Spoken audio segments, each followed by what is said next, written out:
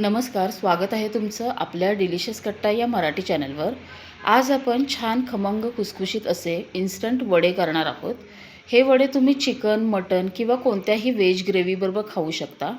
हे वडे गार झाल्यावर अजिबात तेलकट होत नाही, याला जराही तेल राहत नाही आणि सगळे वडे असे छान फुगतात, आतून छान पोकळ असे तयार होतात, अजिबात असे वातड कडक होत नाही। त्यामुळे असे वडे तुम्हीही नक्की करून बघा। माझी रेसिपी जर तुम्हाला आवडली तर माझ्या व्हिडिओला एक लाईक नक्की करा।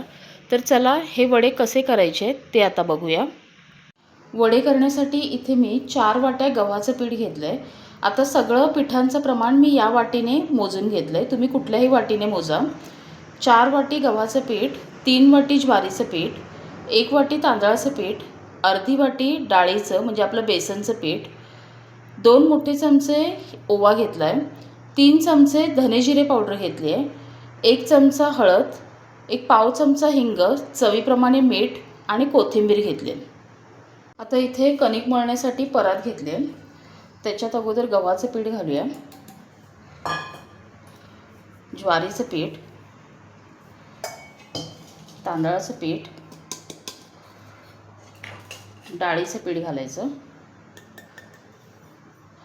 ओवा आता मी हा हातावरती थोडा चोळून घेतला आहे, त्यामुळे ओव्याचा छान वास येतो। धने जिरे पावडर थोडी एक्स्ट्रा घालायची, त्यामुळे वड्यांना छान चव येते। हळद घालायची, हिंग,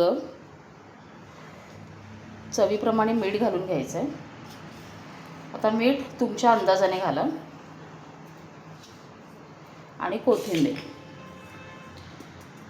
आता हे सगळं मिक्स करून घ्यायचं आहे। आता इथे हे सगळं मिक्स करून घेतलं आहे। आता मी थोडं पाणी गरम करून घेतलं आहे, म्हणजे आपल्या हाताला सोसेल इतपतच पाणी गरम करायचं, खूप असं उकळायचं वगैरे नाही। आणि याच्यात आपल्याला कणिक मळायची आहे। कणिक मळताना पातळ नाही करायचं, थोडं घट्ट करायचं। हे बघा, असं थोडं थोडं पाणी घालायचं आणि याचा घट्ट असा गोळा मळून घ्यायचा आहे। आता इथे बघा, इथे आपलं वड्यांचं पीठ मळून तयार आहे। आता हे आपण कणिक मळतो त्यापेक्षा थोडं घट्ट आहे। हे बघा, हे पीठ मी असं ठेवलं आहे। आता हे पीठ झाकून थोडा वेळ असंच ठेवून द्यायचं आहे, म्हणजे कणिक व्यवस्थित भिजेल। इथं 1 तास झालं आहे पीठ ठेवून, तुम्ही अर्धा तास जरी ठेवला तरी चालेल। तर मला वेळ होता त्यामुळे मी तासभर ठेवलं आहे।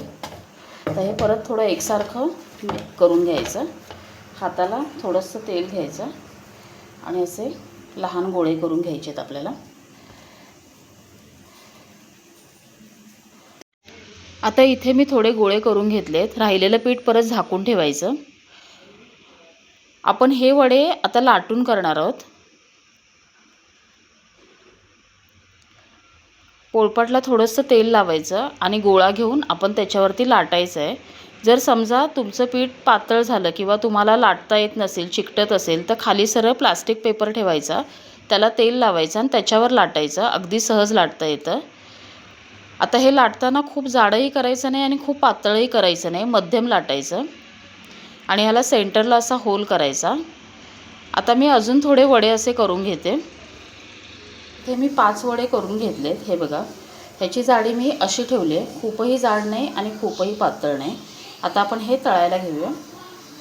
बाजूला तेल गरम करायला ठेवलेलं, तेल व्यवस्थित गरम झालं आहे। वडे तळताना तेल चांगलं गरम पाहिजे, जर कमी गरम असेल तर तुमचे वडे तेलकट होतील आणि ते तेलात फुगणार नाहीत। आता हे थोडं झाऱ्याने याला असं बाजूला प्रेस करायचं। हे बघा, खूप छान हे वडे फुगतात, चवीला तर खूपच सुंदर लागतात। एक बाजू भाजली की परतून घ्यायचं आहे आणि दोन्ही बाजूंनी छान आपल्याला याला भाजून घ्यायचं आहे। हे बघा, खूप छान रंग येतो। हे वडे तुम्ही चिकन, मटन किंवा कुठलीही व्हेज अशी ग्रेव्हीची भाजी असेल त्याबरोबर खाऊ शकताय। काढून घेऊया। आता मी अजून एक वडा तेलात घातला आहे। बघा, ह्याचे सगळे वडे असे छान फुगतात, गार झाल्यावर याला अजिबात तेल राहत नाही आणि आतून छान पोकळ होतात, छान खमंग खुसखुशीत असे हे वडे तयार होतात। रंगही फार सुंदर येतो। बघा, असं दोन्ही बाजूने वडे व्यवस्थित भाजून घ्यायचे। आता हे काढून घेते आणि राहिलेले वडे असेच करून घेऊया। इथे बघा, इथे आपले वडे करून तयार आहे। आता हे जे जवळून बघितलं याला अजिबात तेल नाही आहे, खूप छान असे झालेत आणि सगळे वडे असे छान फुगलेत। तर असे वडे तुम्हीही नक्की ट्राय करा। माझी रेसिपी जर तुम्हाला आवडली तर लाईक करा, कमेंट करा आणि जर माझ्या चॅनलला सबस्क्राईब केला नसाल तर माझ्या चॅनलला सबस्क्राईब करा।